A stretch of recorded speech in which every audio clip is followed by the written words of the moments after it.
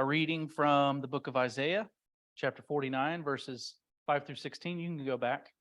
Before we get into our primary reading today, I'm going to introduce what has been our spiritual practice in Lent, called Lectio Liberatio. It's kind of a spinoff of Lectio Divina, which means divine reading. Lectio Liberatio means liberation reading. And it's framed with four movements, the first of which is belong. What is the conflict and or the change in the text? Who or what in the text connects to the story of your faith or community of origin? Let me bring it down a little bit so I can see it. Can folks still see it over there? Okay. Oh, that's right, because we're sharing this screen. I'm good at tech.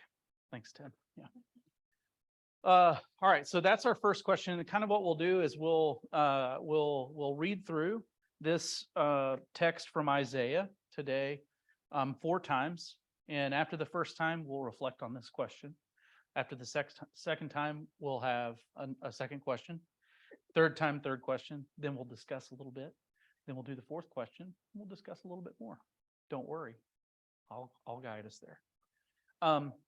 I felt like it might be helpful today, since our texts up to this point have been from the Gospels, and our text today is Isaiah.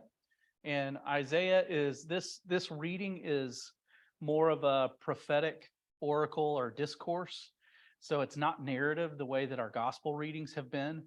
So I want to give you some handles about the story that is going on in the backdrop of this text, in hopes that will help you to reflect in a broader way about these questions. So our reading, like I said earlier, is from Isaiah chapter 49, which comes from Isaiah is kind of 3 books. There's first Isaiah and second Isaiah and third Isaiah.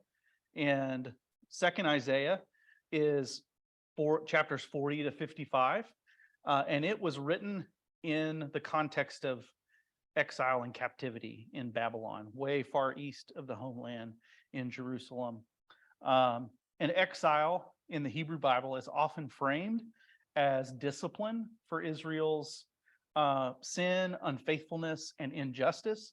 The first 39 chapters of Isaiah are famous for their call out on the injustice of the people of Israel, and the way that they were harming those who were vulnerable in their midst. This section that we're in, the second Isaiah, chapters 40 through 55, is really well known for its servant songs.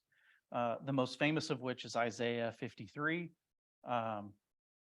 which is very popularly interpreted as a messianic kind of prophecy. He was afflicted, by his wounds were healed. All of that language comes out of Isaiah 53. Servant in our reading, which comes from the Women's Lectionary, is translated as slave. That's one of the commitments of the translation, is to translate the language of servant as slave, because that's a more accurate rendering.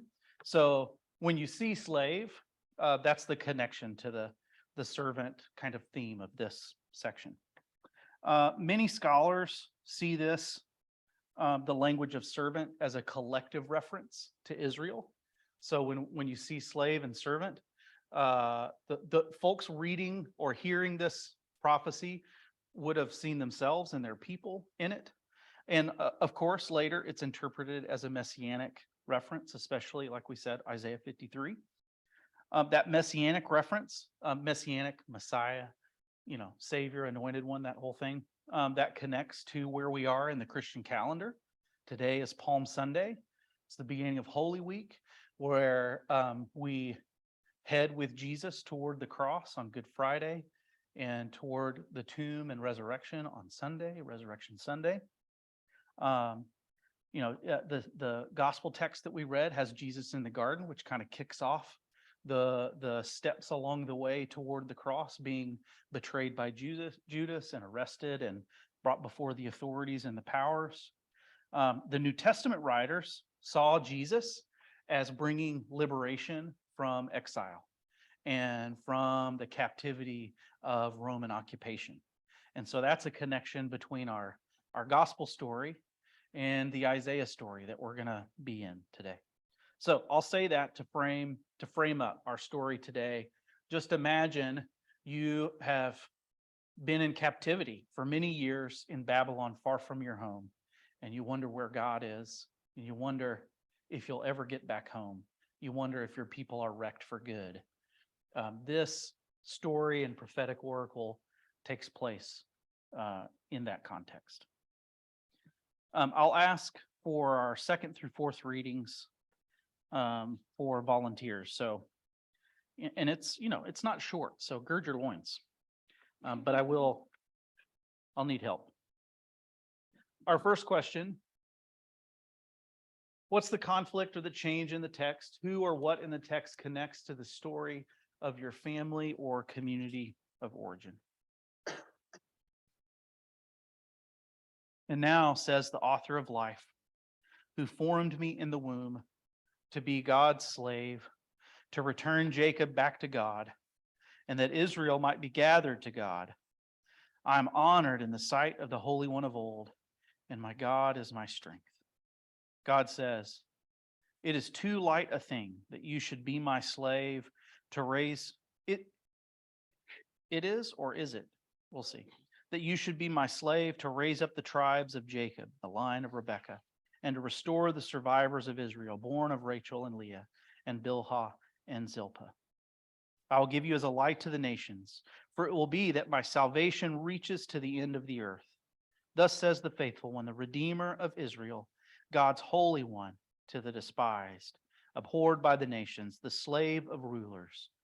Queens and kings shall see and arise, princes and princesses, and they too shall prostrate themselves on account of the fire of Sinai, who is faithful, the Holy One of Israel, who has chosen you. Thus says the mighty God, in a favorable time have I answered you. On a day of salvation have I helped you.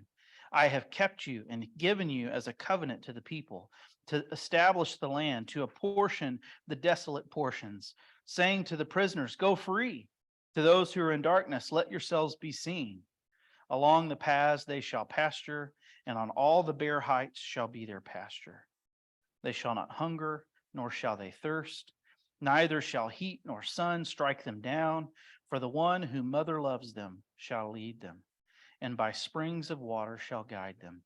And I will turn all my mountains into a pathway, and see, my highway shall be raised up. Look, these shall come from far away, and see, these from the north and from the sea to the west, and these from the southland of Syene. Sing for joy, you heavens, and exult, O earth. Let mountains break forth into singing, for the tender loving one has comforted God's people, and will mother love God's suffering ones. But Zion said, the everlasting God has forsaken me. My sovereign has forgotten me.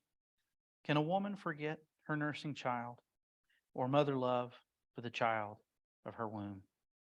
Even these may forget, yet I know I will not forget you. See, I have engraved you on the palms of my hands.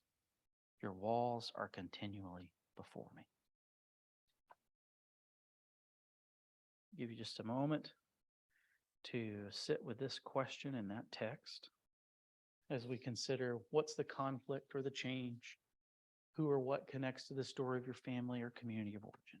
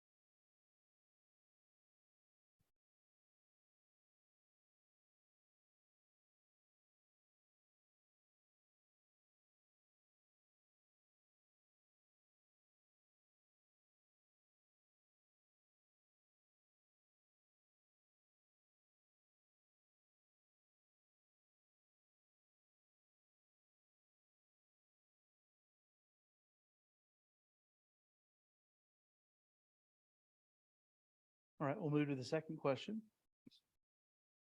Be bold. What policies and cultural norms is the text resisting or calling us to resist? Could I get a volunteer to read the second go? And our mic is on the middle of. Thank you, Jen.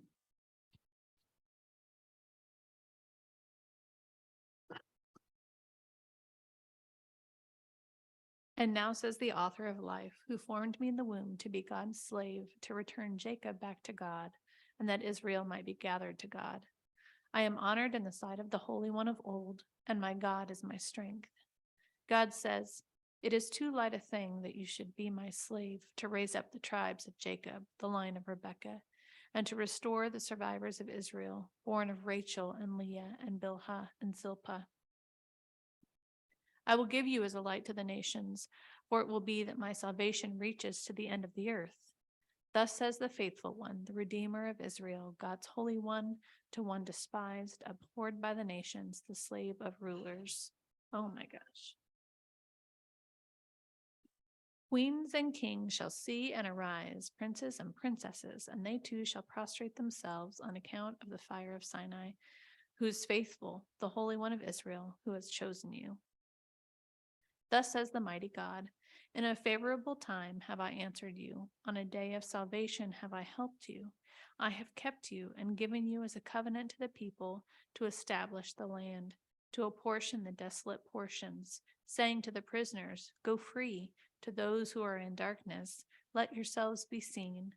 Along the paths they shall pasture, and on all the bare heights shall be their pasture. They shall not hunger, nor shall they thirst, neither shall heat nor sun strike them down.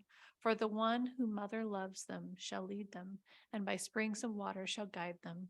And I will turn all my mountains into a pathway, and my highways shall be raised up.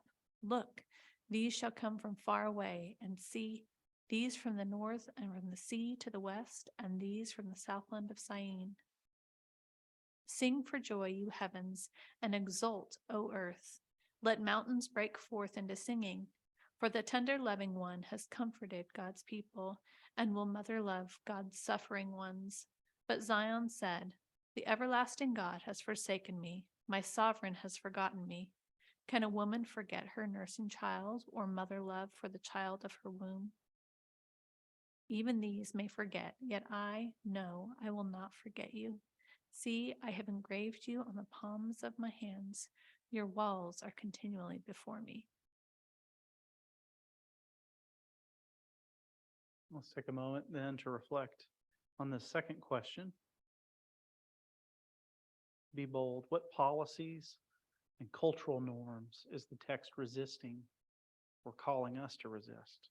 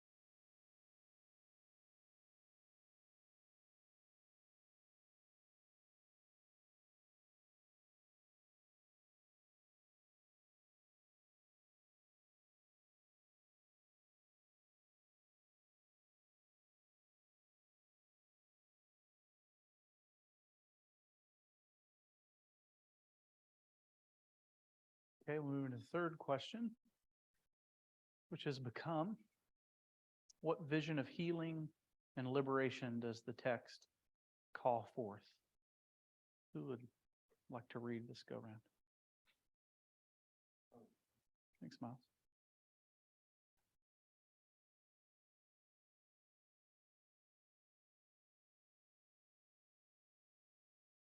And now, says the author of life, who formed me in the womb to be God's slave, to return Jacob back to God, and that Israel might be gathered to God. I am honored in the sight of the Holy One of old, and my God is my strength. God says, it is too light a thing that you should be my slave to raise up the tribes of Jacob, the line of Rebekah, and to restore the survivors of Israel, born of Rachel and Leah and Bilhah and Zilpah. I will give you as a light to the nations, for it will be that my salvation reaches to the end of the earth. Thus says the faithful one, the Redeemer of Israel, God's Holy One, to one despised, abhorred by the nations, the slave of rulers. Queens and kings shall see and arise, princes and princesses, and they too shall prostrate themselves on account of the fire of Sinai, who is faithful, the Holy One of Israel, who has chosen you. Thus says the mighty God, in a favorable time have I answered you. On a day of salvation have I helped you. I have kept you and given you as a covenant to the people, to establish the land, to apportion the desolate portions, saying to the prisoners, go free. To those who are in the darkness, let yourselves be seen. Along the paths they shall pasture, and on all the bare heights shall be their pasture. They shall not hunger nor thirst, nor shall they thirst.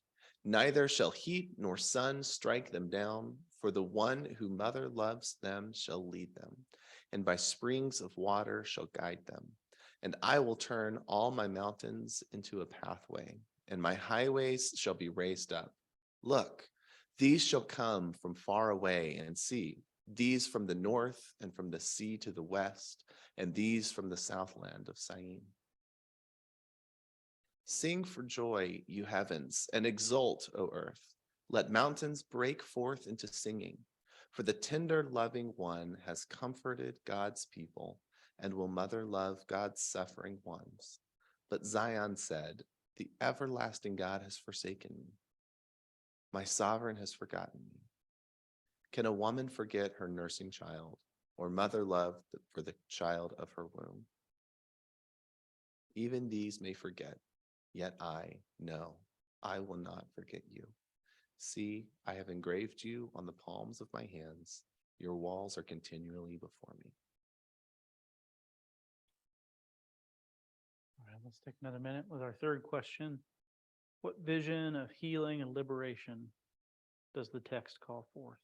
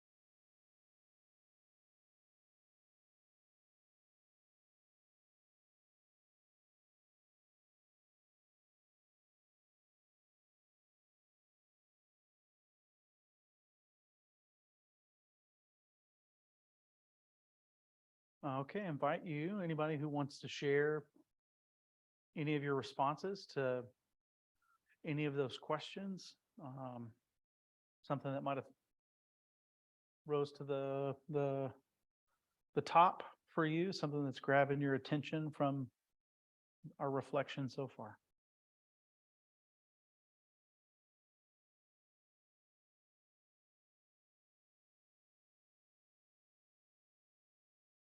Well, one, it's good that we read this 3 times before we Mhm. talk, because not having like a narrated type story, I was like, I don't even know what's happening It's here. different to digest. isn't it? Yeah. Yeah. And so, yeah, it's like after that 3rd time, I'm like, okay, now I'm going back to the questions. Like, I think I can answer this now. um, Yeah. um, so yeah, I see the change as, their lives are not going to be as hard as they've been. the mountains are going to be, lowered or whatever. And like, all of their hardships are going to be easier. There's going to be food and water. Like they're going to feel taken care of. And the healing and liberation is just, I just imagine like a mother tending to the wounds of her child, like, I've been hurting with you. I'm here, like I haven't forgotten you. And just this time of recovery. Yeah. I was really struck by, I think it was the third time I was struck by the imagery of mother, that Israel is not motherless after all, like they'll be cared for. And also the echo of Psalm 23 in this text about they're also not shepherdless. They won't hunger or thirst. They'll be led by streams of quiet waters. God will restore their souls. Like that echo was, I was like, oh, he's like bringing that forth into David's song, into their current experience. Yeah. Who else?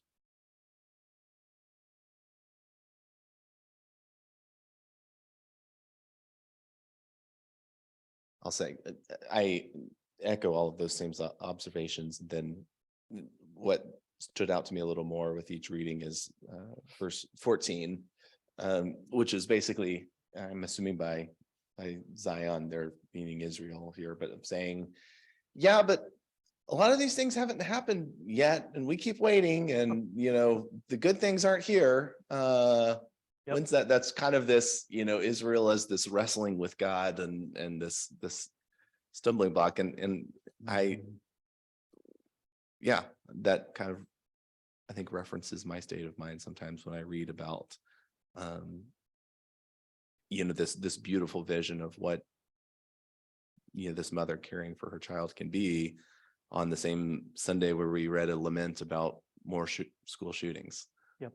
And it just doesn't feel particularly tangible. So like for me, at least, I'm living in verse 14 right now.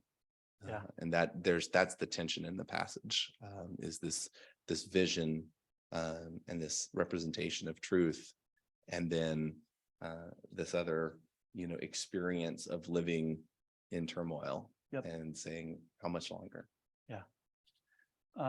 Israel could sing the first song that we sang together. I need a reason to sing here. I need a reason to sing, because it doesn't look like there's a good one right now. It doesn't look like you're anywhere to be seen. Yeah.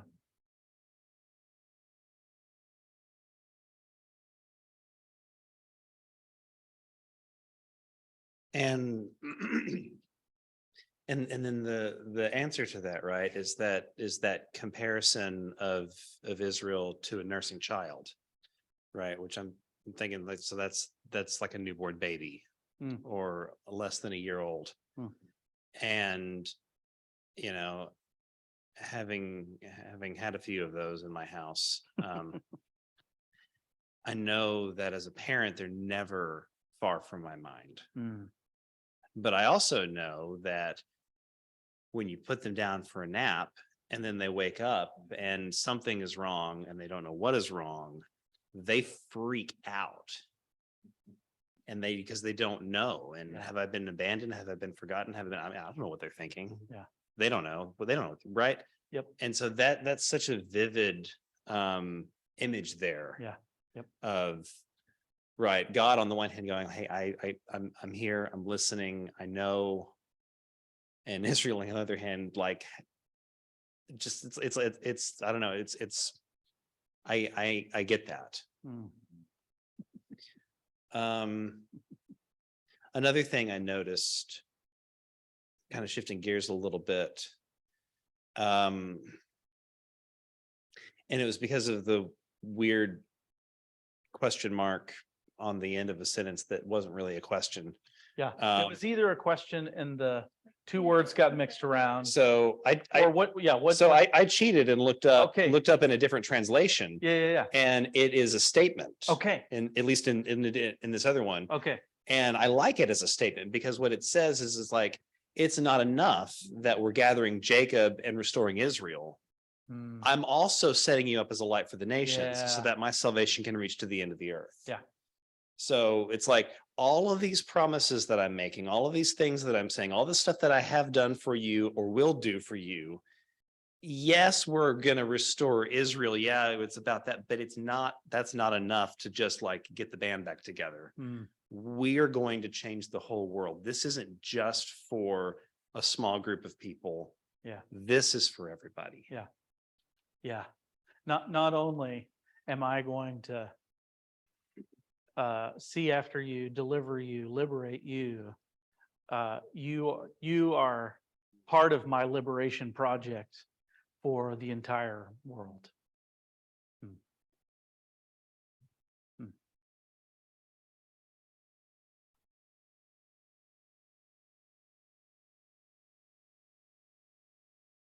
Hmm.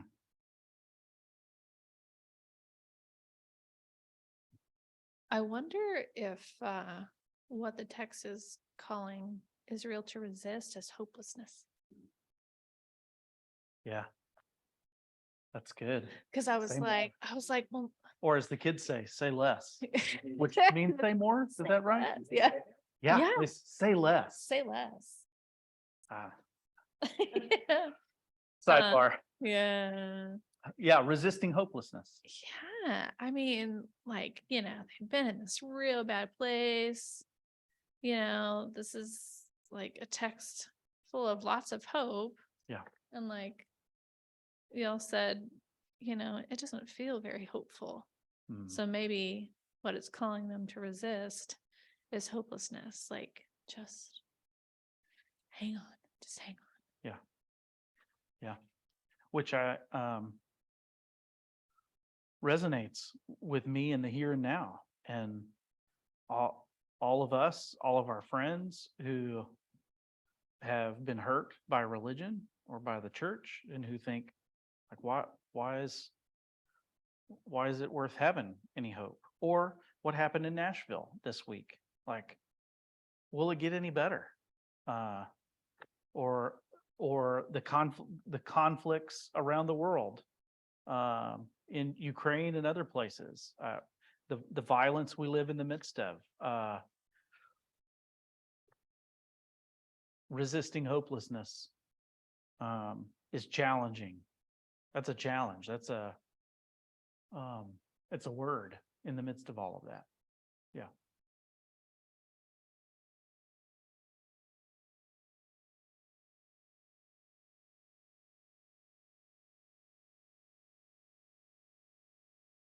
Shall we give it? Oh, we got one. Come on, Kyle.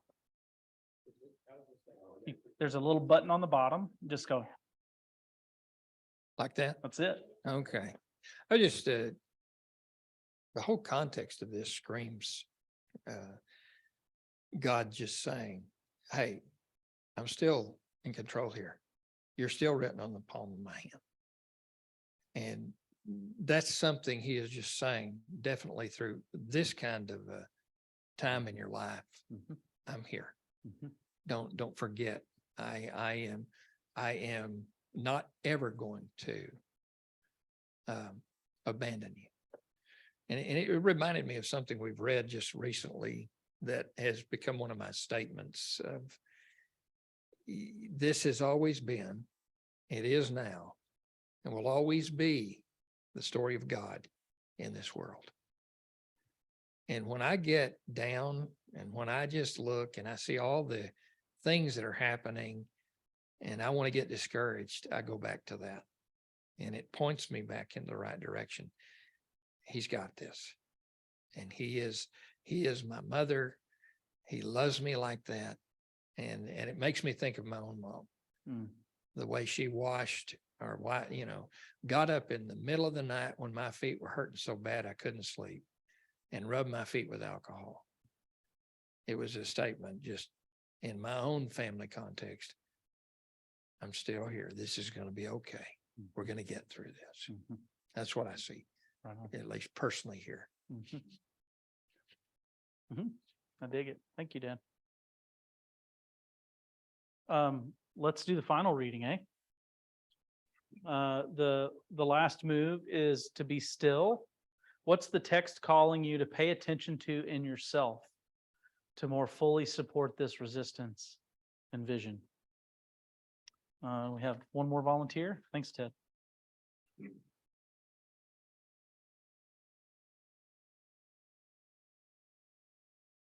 And now, says the author of life, who formed me in the womb to be God's slave, to return Jacob back to God, and that Israel might be gathered to God.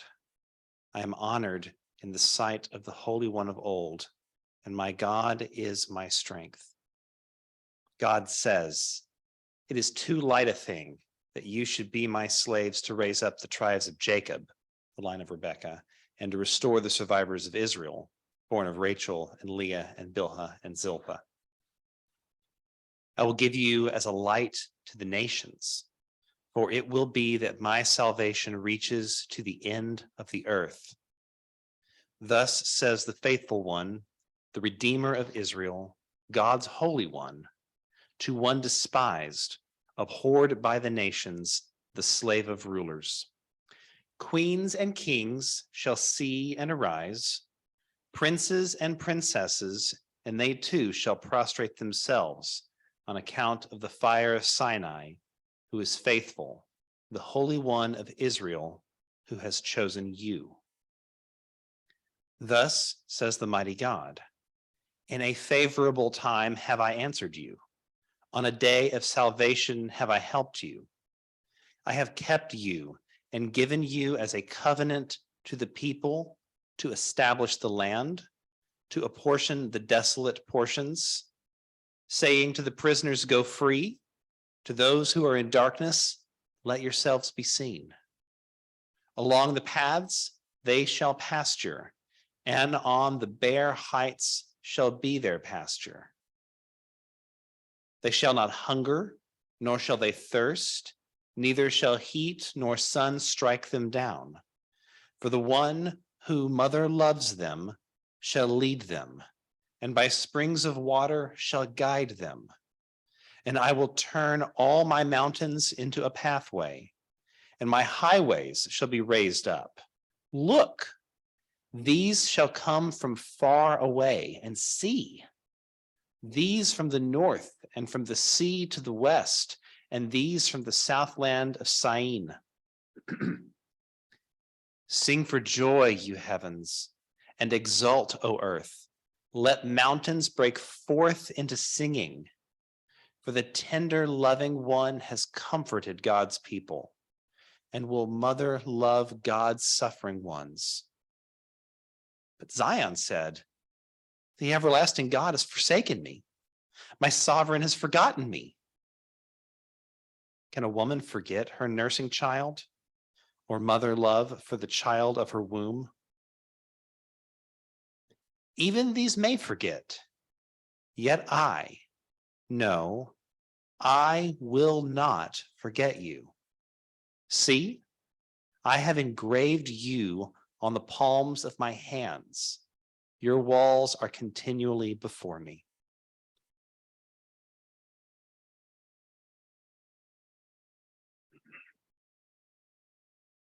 What is the text calling you to pay attention to in yourself to more fully support this resistance and vision? Let's take a minute and then gonna have a final round of conversation.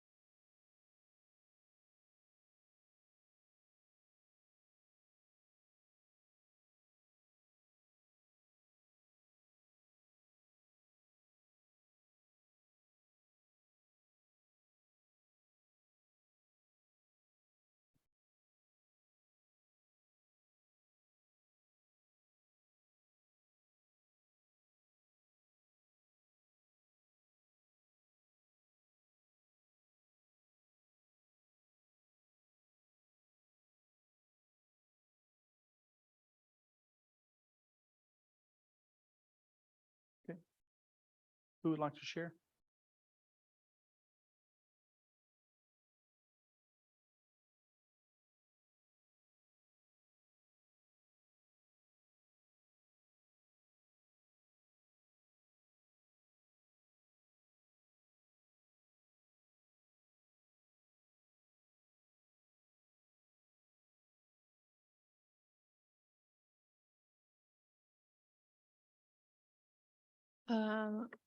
I think I'm being called to not be hopeless, to hold on. Yeah. Thank you, Jen.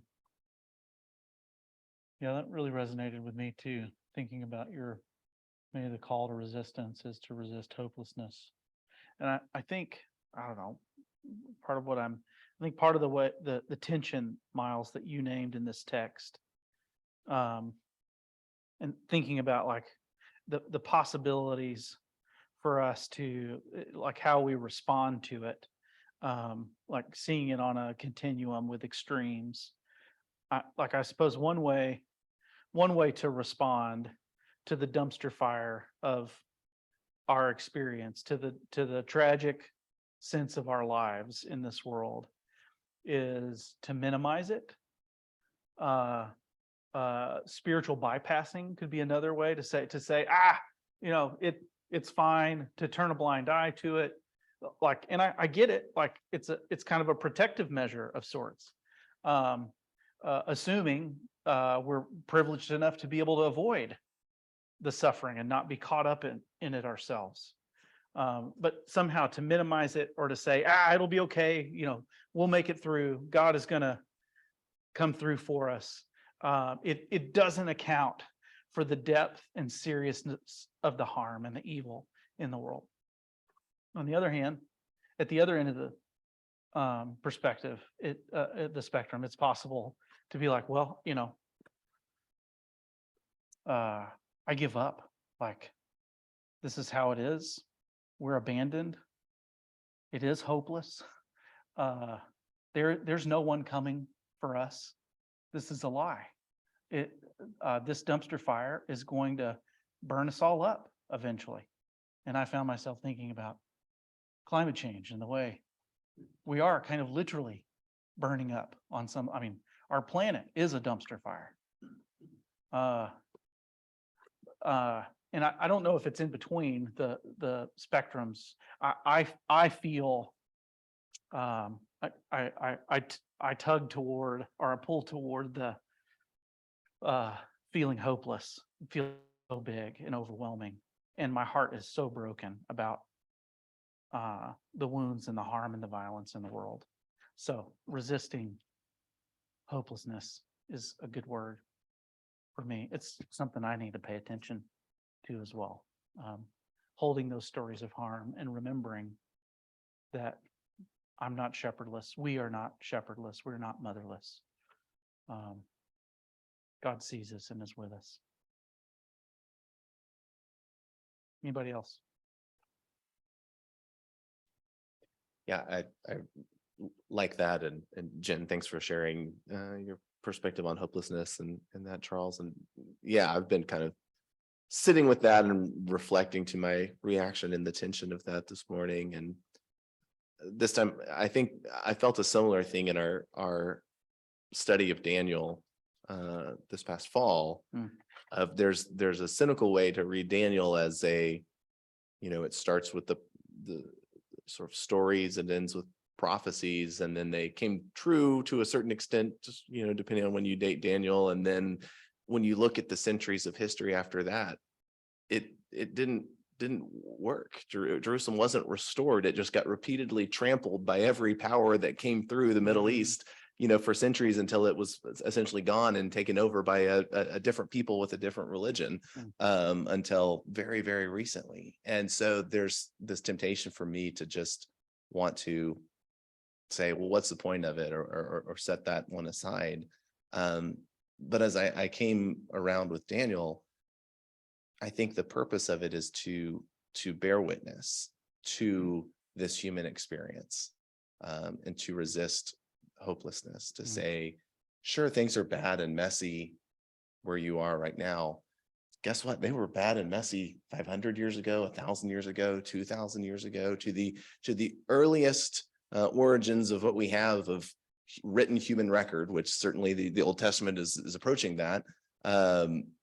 These have been universal experiences. And so this is not, you know, I don't know why that's the universal human experience in this world. I wish it was something different, but to have this witness that said, you know, we have millennia of holding strong and resisting this hopelessness. It's for me, then it comes back around of a call for a meditative approach on this, to when things feel overwhelming and hopeless, to resist that hopelessness and believe in our timeline. And then Ted, what you said about the newborn made me think as well, like the difference there is timeline, right? the newborn, you know, whether they're screaming for 1 minute or 5 minutes, or, you know, I was thinking we were trying to do sleep training with Margot, and we would go in and whatever it was, you know, you go in after a minute and comfort them, and then you wait 5 minutes and comfort them, and then you go 15 minutes and comfort them, and 30 minutes and comfort them. And I'm sure at every interval of that, you know, if you were to retell that story from Margot's perspective, it was about how her parents abandoned her. And I was For sort of 1,000 years. for 1,000 years. And I was just reflecting on this, like, my timeline and perspective is only from my uniquely finite point of view. And even to look at the story of human history is to only look at it from the lens of the perspective of where I've been placed. And so it's interesting to think, you know, that relationship between a parent and a child. You know, I never forgot about Margot. I never stopped loving her or didn't expect good things, or, you know, have this disposition to wield whatever powers I have for her benefit. But at the same time, we were separated for periods. And when I think about that, it also gives me perspective. Yeah, that's right. Normalizes it a little bit. We're not alone. Yeah. And I mean, in the midst of that, all of that too, I think about, what does Holy Week tell us about all of this? That essentially that Jesus becomes an infant with us. Jesus becomes a nursing child with us. Jesus enters into the dumpster fire with us and suffers the fire of the dumpster, and comes out the other side of it somehow, is vindicated and resurrected. But in the midst of that, we have the image of God suffering with us, seeing us in our pain, in our suffering, not only coming to our rescue, but like taking the brunt of oppression and injustice on God's self, on Jesus. That's hopeful to me. Not to like get too far ahead of ourselves. I mean, we still have to go through Friday on the way to Sunday, but yeah. I didn't mean to go over to the left, you know, extreme of minimizing. All right, Ted, you got something? Sure. Yeah, do it. The last Yeah. word and the word after that.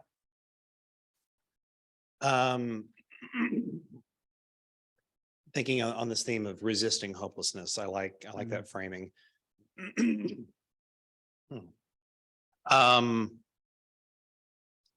I think, okay, there's one way of looking at that, which is just, okay, I'm just going to inner peace myself and be okay with that. But like, resisting hopelessness to what end? And so when I looked back through the text, I noticed there's a tense shift in where God is speaking, and that there's at the beginning of this section, God is speaking in the past tense. I did this, I did this, I did this. And then there's a shift to, I will do this, I will do this, I will do this. And the I will statements are all the stuff about, we're going to pasture on the hills, and you know, you're not going to get too hot, and the highways are going to be great. And, you know, all of that stuff, right? All of the great promises. And the past tense stuff is I have given you over as a covenant. It is not enough that you just restore Israel, but that you also be a light to the nations. It's speaking to you. Yep. I guess, us in this Yep. text. That to me is where we get to the resist the hopelessness bit, where it's like, okay, I've put you into a spot and I have not forgotten you, and I will do these great things. And you're going to be part of that because I've given you as a covenant, and you're going to be a light. Yeah.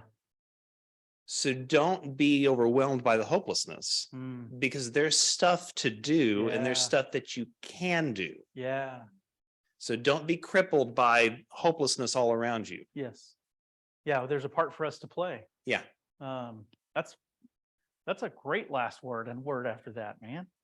I love it. That's like this, our sending is in what you just did there. Thank you. Thank you all. Thank you, Jen, for may God empower us to resist hopelessness. May God walk with us in that. May God give us the grace to participate in what God is doing for liberation in this world.